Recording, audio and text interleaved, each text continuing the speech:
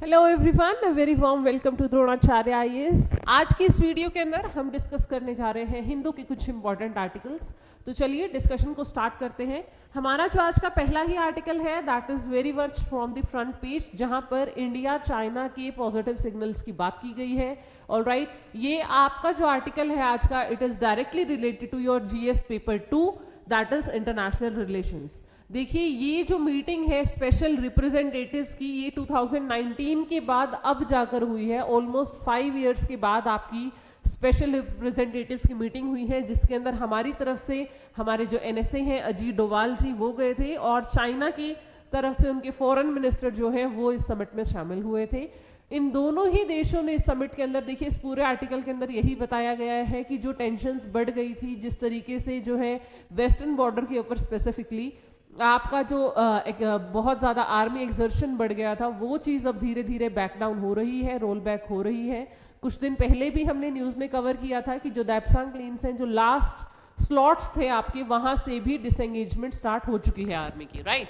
तो ये आर्टिकल आपका जो आज का है पूरा का पूरा, it is all about your पूरा का पूरा, इसमें यही चीज़ दी हुई है कि जो एसआर मीट है ये 2019 में लास्ट हुई थी, अब उसके बाद हो रही है, बीच में क्या क्या चीज़ें हैं जो देखनी है, राइट। हम कोशिश कर रहे हैं कि मानसरोवर यात्रा को फिर से परस्यू करा सकें through India, right. India Tibet के पास से जो मानसरोवर यात्रा होती है उसके बारे में पीस मेंटेन करने की बात की गई है, 6 पॉइंट कंसेंसस की बात की गई है। ये पूरा का पूरा आर्टिकल आपका सीधा सीधा इंडिया और चाइना के रिलेशंस को पॉजिटिव साइड पर लेके जाता हुआ दिखाई दे रहा है, ठीक है। नाउ थिंग इज, देखिए आप जब अपने ग्लोबल यूपीएससी में पिक्चराइज करते हैं चीज़ों को, तो आपको रिलेशंस को थोड़ा सा संभाल के रखना है। ये चीज़ हम बार बार डिस्कस कर रहे हैं वीडियो में, राइट। अगर इंडिया चाइना हो रहा है तो आपको ये भी देखना है कि एक्सर्शन कहाँ से है, एंड ऑन फ्रंट हम एक दूसरे के साथ किस तरीके से बात कर रहे हैं, राइट। तो there are multiple an number of ways to determine the dimensions with a particular country, but right now India और चाइना अगर एक दूसरे से म्यूचुअल रिलेशनशिप की बात करें तो they are on a positive note, क्योंकि चीज़ें पहले से बहुत ज़्यादा अब सुधरती हुई दिखाई दे रही हैं, ठीक है जी। उसके बाद जो हमारा अगला आर्टिकल आ रहा है that is from page number 2। यहाँ से देखिए, यहाँ पर आपका जो आर्टिकल है, यहाँ पर एक ये न्यूज़ आज के पेपर में आई है दैट इज रिलेटेड टू कि बिहार के एक स्कूल में प्रिंसिपल को पकड़ लिया गया है मिड डे मील के एग्स की चोरी करते हुए। तो देखिए, ये पूरी न्यूज़ हमारे लिए एज सच इंपॉर्टेंट नहीं है, बट येस यहाँ से जो हमें निकालना है that is your mid day meal scheme, जो आपकी हमेशा से बहुत ही पूरे वर्ल्ड के अंदर ये one of the largest initiative है, जहां स्कूल गोइंग बच्चों को सरकार अपनी तरफ से क्या देती है, पैसे देती है, ठीक है। ये चीज़ आपको समझनी ज़रूरी है, आपको बस इसके थोड़े डायमेंशंस पता होने चाहिए। ये जो स्कीम है सबसे पहली बार 1995 से स्टार्ट हुई थी। क्लास 1 to 5 के बच्चों के लिए ये क्या था कि मिड डे मील वहाँ से दिया जाएगा, ठीक है। अब जो है ये खाना 8th क्लास के स्टूडेंट्स तक दिया जाता है, और ये चीज़ 2007 के अंदर इसको इम्प्रोवाइज कर दिया था कि 8th में। और एग्स का एडिशन ऑल टुगेदर यहाँ पर कंट्रोवर्शियल रहता ही है, अदरवाइज इसमें जो है आपकी तरफ से rice, pulses, floor, fruits and वो सॉरी ऑयल वगैरह जो है वो एक पर्टिकुलर अमाउंट में स्टिपुलेटेड है कि इतना मिलेगा, और वो डे टू डे बेसिस पे कि दोपहर में बच्चे को खाना मिले। देखिए, इसका एक और इनिशिएटिव साथ में जो एड ऑन था वो ये कि जो आपकी पुअर फैमिलीज़ के बच्चे हैं, जिनके पास 2 वक्त के खाने के भी पैसे नहीं होते, वो एटलीस्ट इस चीज़ से बच्चों को स्कूल में भेज देंगे कि वहाँ पर भरपेट खाना खा लेगा, ठीक है। समझ रहे हैं आप ये चीज़। तो इसको अगर लीगल बैकिंग हम बात करें तो जो हमारा नेशनल फूड सिक्योरिटी एक्ट है दैट इज़ ऑफ 2013, वहाँ से इसको लीगल बैकिंग मिली हुई है। और अगर हम शेयर की बात करें तो नॉर्मल स्टेट्स जो है सेंटर और स्टेट के बीच में, यहाँ पर आपकी 60-40 की रेशियो में इसकी बर्डनिंग जो है, इकोनॉमिक बर्डन या आप कह सकते हैं जो कोस्टिंग है, वो शेयर होती है। हिमालयन स्टेट्स के साथ या नॉर्थ ईस्ट की स्टेट्स के साथ ये जो रेशियो है दैट इज़ 90:10, वहाँ पर सेंटर का डिनोमिनेशन ज़्यादा है, ठीक है। तो ये पूरा का पूरी जो चीज़ है आपको एक बार मिड डे मील स्कीम जो है आपकी वो रिवाइज कर लेनी है, बिकॉज इस तरीके की चीज़ें जैसे ही न्यूज़ में आती है तो आपको मेन कोर इसेंस पकड़ना है, राइट। क्योंकि यहाँ पर जो है वो स्टेटमेंट्स भी दी हैं कि बहुत बार ऐसा है कि एग्स वगैरह तो देते ही नहीं है, इट्स जस्ट दैट कि हमें पूरा खाना उतना नहीं मिलता है जितना न्यूट्रिशन हम डिजर्व करते हैं या जितना एलोकेट किया गया है। समझ में आ रहा है? तो ये पूरा का पूरा आर्टिकल आपको पेपर 2 GS2 के हिसाब से थोड़ा सा देखना है, जिसमें आपको mid day meal scheme cover करनी है, राइट। नेक्स्ट जो हमारे न्यूज निकल कर आ रही है that is from page this, जहां पर हमारे गगनयान के बारे में बात हो रही है। देखिए गगनयान इसरो का एक one of the most prestigious projects में से एक है, जिसके ऊपर इसरो बहुत टाइम से काम कर रहा है।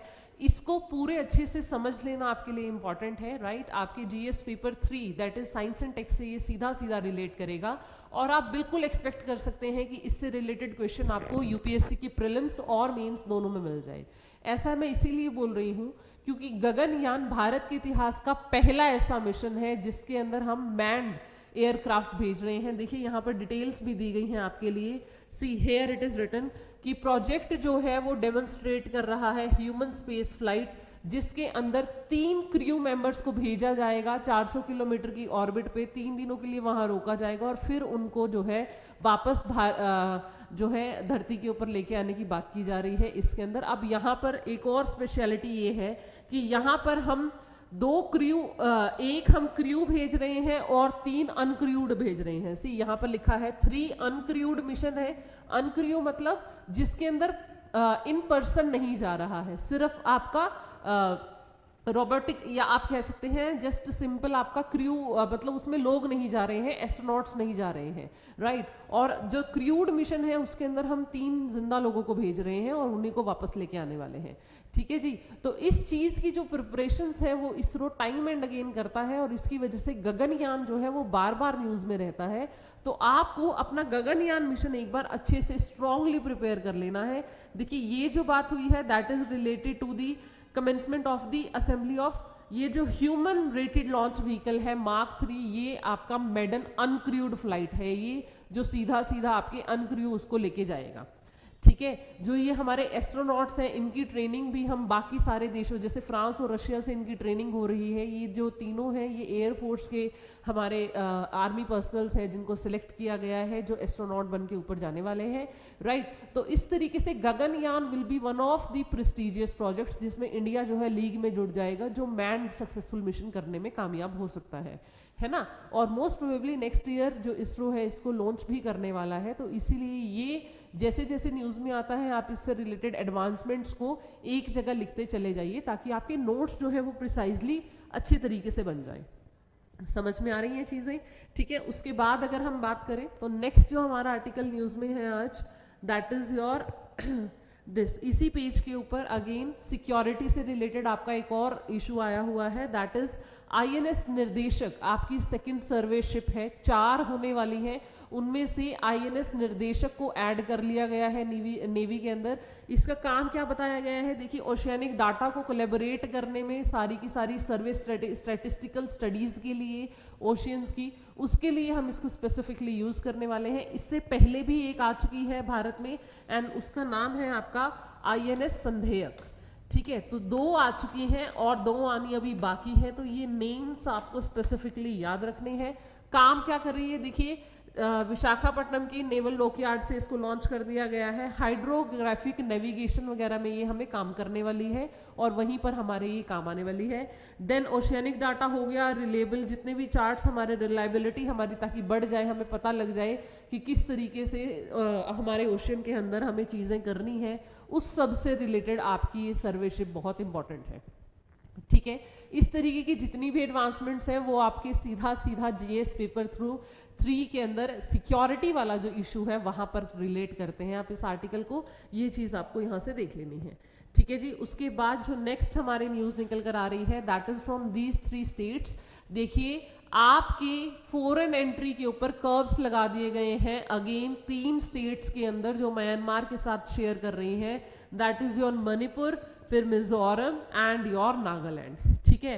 अगर ऊपर से जाएंगे तो अरुणाचल आता है, नागालैंड, मणिपुर, मिजोरम, इन तीनों ही स्टेट्स के ऊपर फॉरेन एंट्री से रिलेटेड क्या लगा दिए हैं, कर्ब्स लगा दिए हैं, अगेन एक एक्ट के थ्रू। ये एक्ट हमें देखना है, इसको थोड़ा सा समझेंगे आर्टिकल को।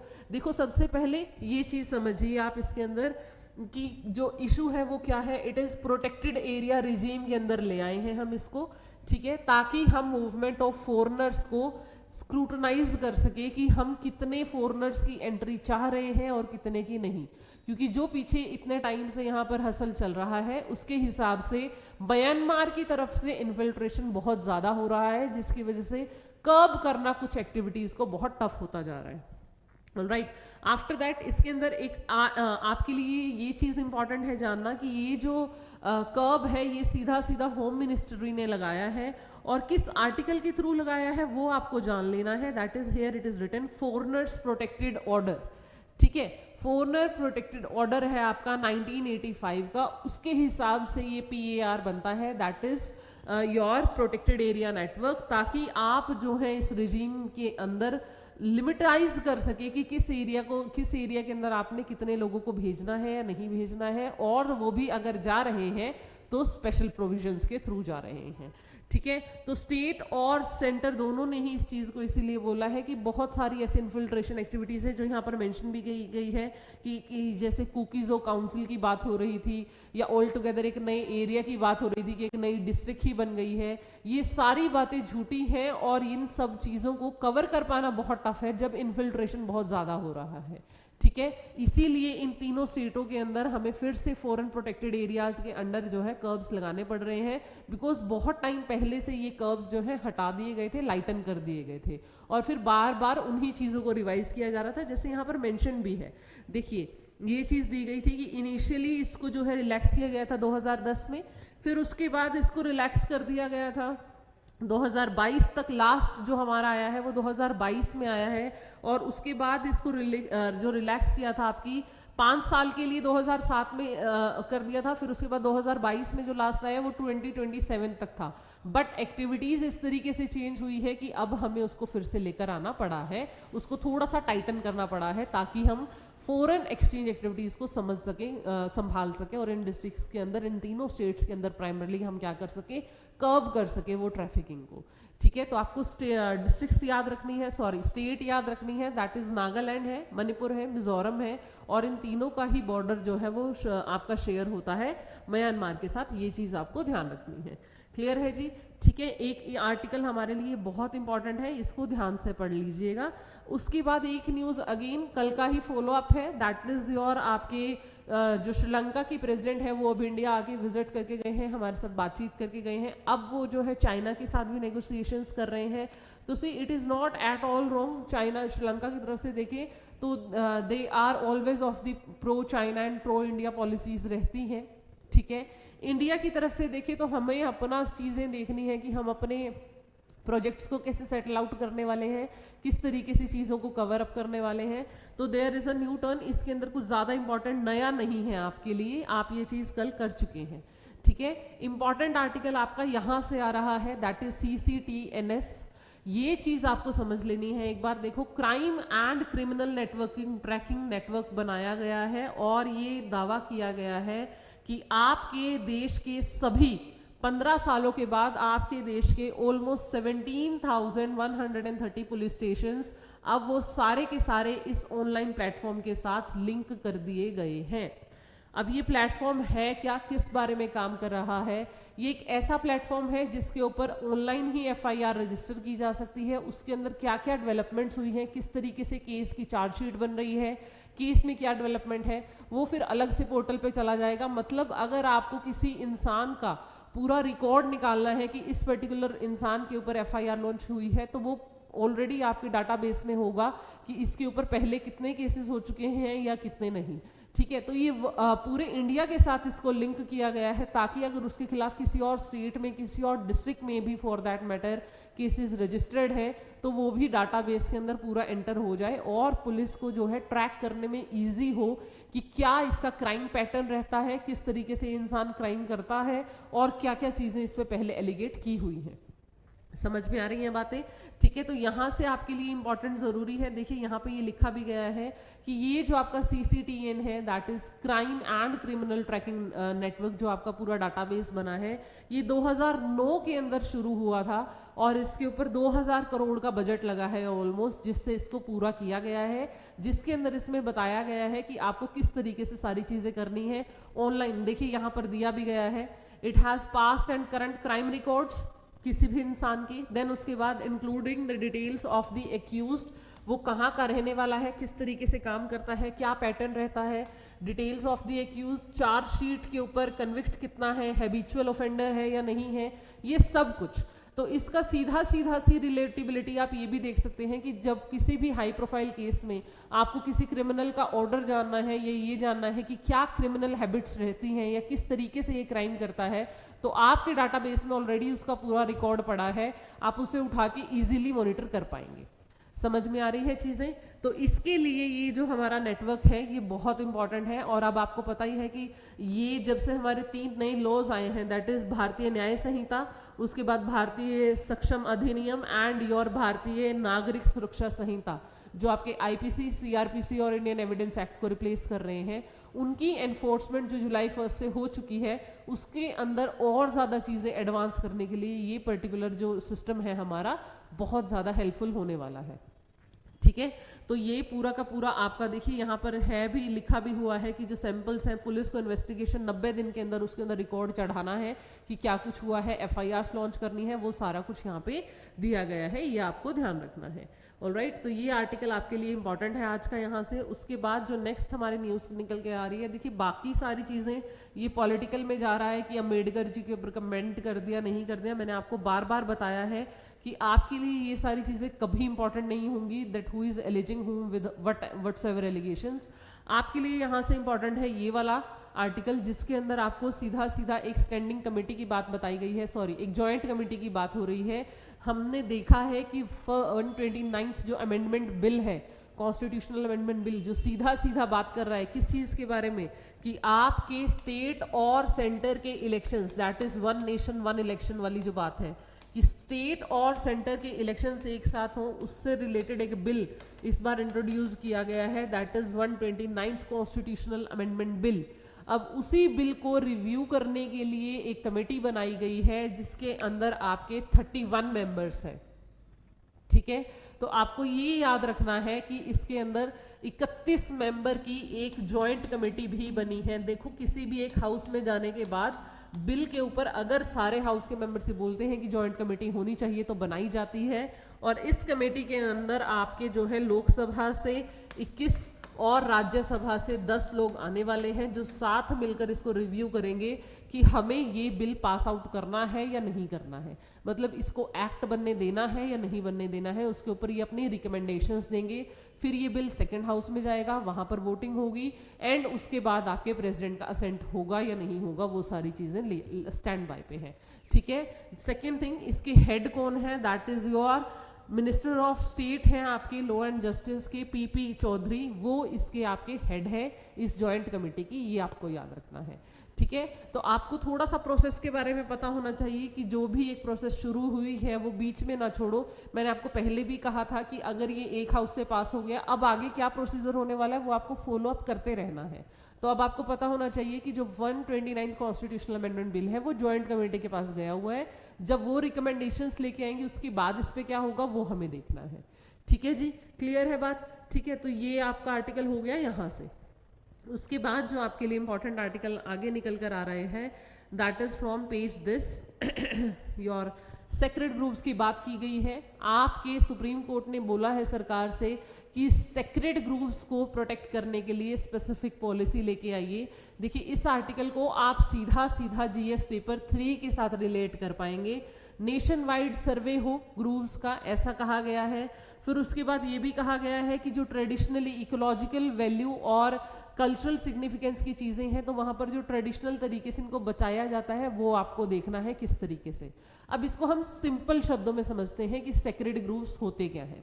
देखिए किसी भी एक ट्राइब के एरिया में या किसी भी एक ऐसी जगह पर जहां पर रिलीजियस बिलीफ्स इन्वॉल्व हैं या कल्चरल बिलीफ्स इन्वॉल्व है, वो अपने आसपास एक पर्टिकुलर सेट ऑफ इकोसिस्टम को प्रोटेक्ट करते हैं, जिसमें ट्रीज भी होते हैं, प्लांट्स भी होते हैं, एनिमल्स भी होते हैं, सब होता है, और उसको वो अपने हिसाब से प्रोटेक्टेड रखते हैं, टेकिंग केयर कि हमारा जो भगवान है, हमारे जो डीटी हैं, वो इस पर्टिकुलर चीज से खुश होंगे। ठीक है, और ऐसा भारत के अलग अलग देशों में अलग अलग जगहों पे बहुत ज्यादा मात्रा में देखा जाता है। जैसे यहाँ पे दिया भी गया है कि आपके तमिलनाडु, कर्नाटका, केरला, महाराष्ट्र के अंदर ये स्मॉल फॉरेस्ट ज्यादा पाए जाते हैं। ठीक है, तो आपने वैसे भी जनरली देखा होगा कि नॉर्थ इंडिया के अंदर भी अगर कोई मंदिर है तो उसके आसपास बहुत सारे प्लांट्स वगैरह को लगाया जाता है जिनकी पूजा होती है, जैसे त्रिवेणी हो गया, बनाना ट्री हो गया, पीपल ट्री हो गया, इस तरीके से। ठीक है, तो सेक्रेड ग्रूव मतलब पवित्र जो ग्रूव्स हैं आपके, इसको वैसे ही जोड़ लीजिए आप। GS3 में जब आप इंटरनल वो पढ़ते हैं प्रोटेक्शन एरियाज, तो वहां पर ये इन सीटू के अंदर ही आते हैं, जहां पर कोई भी स्पीशीज अपने with in the natural environment उसको प्रोटेक्ट किया जाता है। तो ऐसी जगहों को इकोलॉजिकली बहुत ज़्यादा रिच माना जाता है, कल्चरली बहुत ज़्यादा रिच होती हैं, और उसी से रिलेटेड आपकी सुप्रीम कोर्ट की गाइडलाइंस आई हैं कि आप एक स्पेशल पॉलिसी लेके आए जिसके अंदर आप इन्हीं को प्रोटेक्ट करने की बात करेंगे।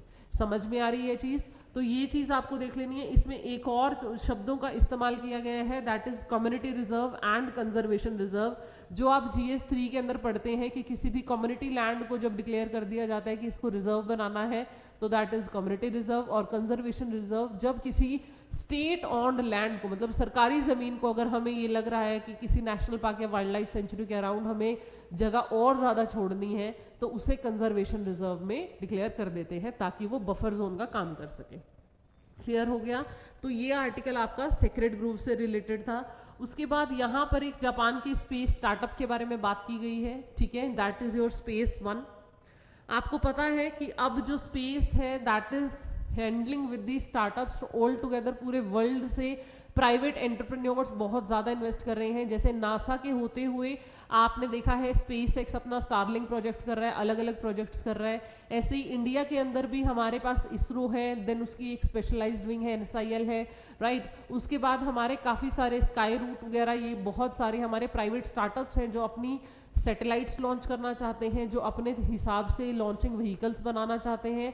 तो वो पूरा का पूरा मार्केट इन्फ्लड हो गया है ताकि आपके स्पेस प्रोग्राम को जो है वो क्या मिलता रहे, बूस्ट मिलता रहे। इसी तरीके से आपके जापान की एक स्पेशल स्टार्टअप है जिनका जो सेकंड मिशन था जिसके अंदर वो रॉकेट लॉन्च करना चाह रहे थे, वो जस्ट आफ्टर द लॉन्च उन्होंने कॉल ऑफ कर दिया और वो फेल हो गया मिशन। ठीक है, सो नाउ दे आर, हालांकि उनकी तरफ से मैसेज ये है कि हम इसे फेलियर नहीं मान रहे हैं, वो चीज़ें देख रहे हैं कि कहाँ कहाँ हम रुक रहे हैं। JAXA is your the official agency, जैसे इंडिया के अंदर इसरो है ऐसे ही जापान की जो एजेंसी है, जो स्टेट एजेंसी है, वो है JAXA. NASA is from USA, Roscosmos is from Russia. ये चीज़ें आपको पता होनी चाहिए, और वहाँ की प्राइवेट प्लेयर्स किस तरीके से काम कर रहे हैं वो न्यूज़ आपके लिए again GS paper 3 science and tech के साथ आप इसको रिलेट करके इजीली पढ़ सकते हो इस न्यूज़ को। ठीक है जी। उसके बाद अगर मैं आपसे बात करूं तो टेक्स्ट एंड कंटेक्स्ट की आज दोनों ही न्यूज़ हमारे लिए इंपॉर्टेंट नहीं है। ठीक है, वहाँ पर क्योंकि US की जो कॉन्स्पिरेसी थ्योरी आई है, देखो एक तो हमारे पास टेक्स्ट एंड कॉन्टेक्स्ट में ये चीज़ आई है कि आपके इलेक्शन से रिलेटेड जो आपके रोमानिया के इलेक्शंस हैं वो हमारे लिए कहीं से भी इम्पॉर्टेंट नहीं है। और दूसरी जो न्यूज़ आई है that is related to your lab origin theory, जो बहुत पहले भी प्रोपगेट हुई है कि जो सार्स कोविड हुआ था वो चाइना की लेबोरेटरी से ओरिजिनेट हुआ है, वुहान की, वहाँ से टेस्ट लीक के थ्रू वो वायरस जो है फैला गया है। तो अब ये चीज़ कितना सही है या कितना नहीं, इससे चीज़ें बहुत आगे आ चुकी हैं। आपको सीधा सीधा UPSC यहाँ से कुछ नहीं पूछने वाला है, तो अगर आप स्किप करना चाहते हैं इस आर्टिकल को तो इजीली कर सकते हो, यहाँ से आपके लिए एज सच कुछ इंपॉर्टेंट है नहीं।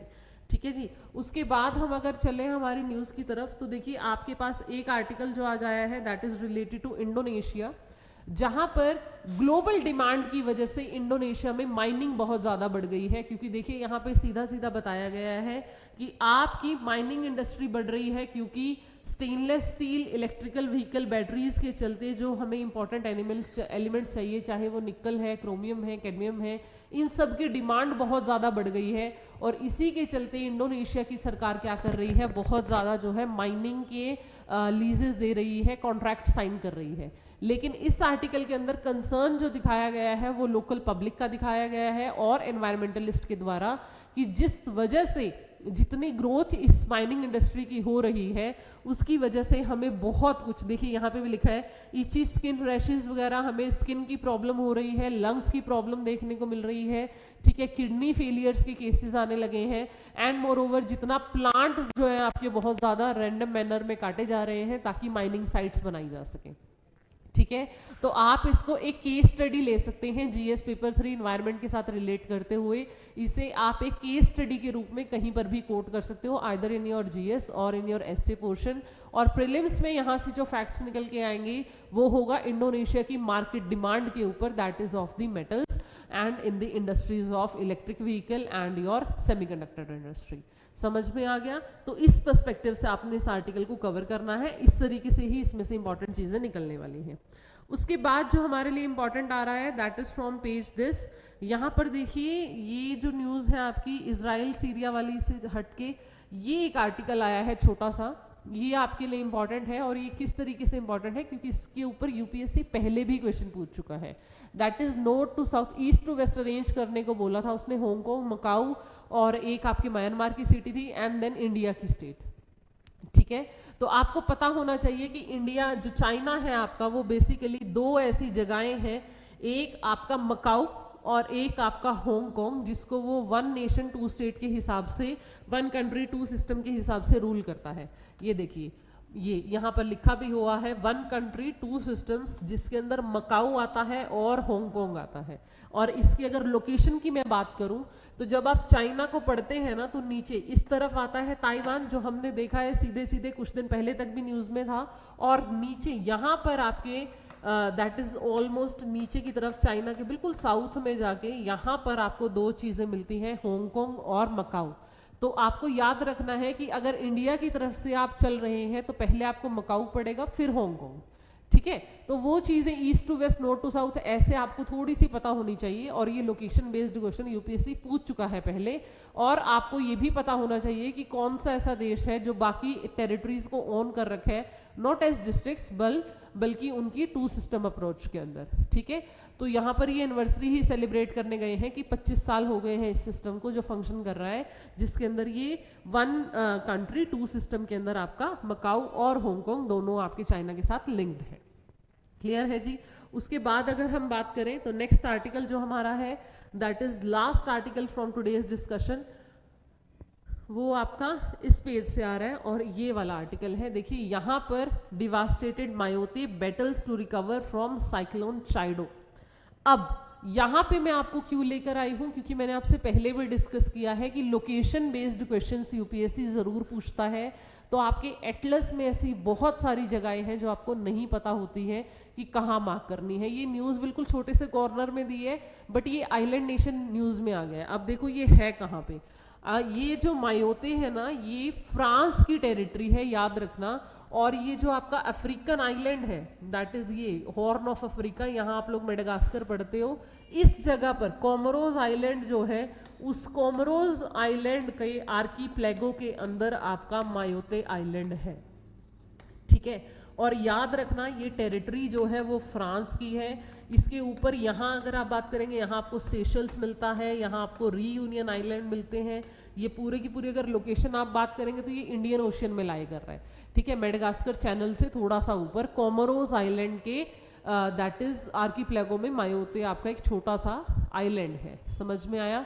और वहां पर अभी कुछ दिन पहले तक सब सही था, नाउ साइक्लोन चाइडो है स्ट्राइक। अब ये चीज़ मैं आपको क्यों बोल रही हूँ, क्योंकि अगर आप यूपीएससी की प्रीवियस ईयर देखो और ऑब्जर्व करो तो बहुत सारे क्वेश्चंस ऐसे आते हैं that this city was in news due to this reason, a cyclone hit it, कोई अटैक हुआ है वहाँ पर, वहाँ की इकोनॉमी क्रम्बल हुई है, इस तरीके से। जैसे हमने थोड़े दिन पहले ही अफ्रीका की इस कोस्ट से सेनेगल पढ़ा था, जो आपके ऊपर की तरफ जा रहे थे, ट्रांसफर हो रहे थे, ठीक है, जो आपके स्पेनिश टेरिटरी में एंटर करने की कोशिश कर रहे थे, तो वो चीज़ इंपॉर्टेंट हो गई थी। इस तरीके से मैंने आपको बोला है कि अपने करंट अफेयर की जो नोटबुक है उसके पीछे की तरफ प्लेसेस इन न्यूज़ लिखते चलो, तो मायोते आपके लिए इंपॉर्टेंट हो जाता है, बिकॉज एज सच सीधा सीधा तुम्हें नहीं याद रहने वाला है। ये समझ में आ रही है बातें? ये आपको थोड़ा सा अपने आप को कंट्रोल करना पड़ेगा, थोड़ा सा अपने आप को स्ट्रीमलाइन करना पड़ेगा विद योर एटलिस्ट, ताकि आप इन चीज़ों को ईजिली कोरिलेट कर पाएँ। ऑलराइट, तो ये चीज़ आपके लिए आज इंपॉर्टेंट है, ये लोकेशन इंपॉर्टेंट है। अपना एटलिस्ट उठाइएगा प्लीज़, और उसके अंदर इसको एक बार मार्क करके आसपास की सारी वाटर बॉडीज, ट्रेड चैनल, ये सब देख लेना, ठीक है, ताकि आप इससे रिलेटेड कोई भी क्वेश्चन मिस ना करें। ठीक है, thank you very much from today's discussion, that was all from it, and stay tuned to Dronacharya IAS आने वाली करंट अफेयर की वीडियोस के लिए। थैंक यू वेरी मच।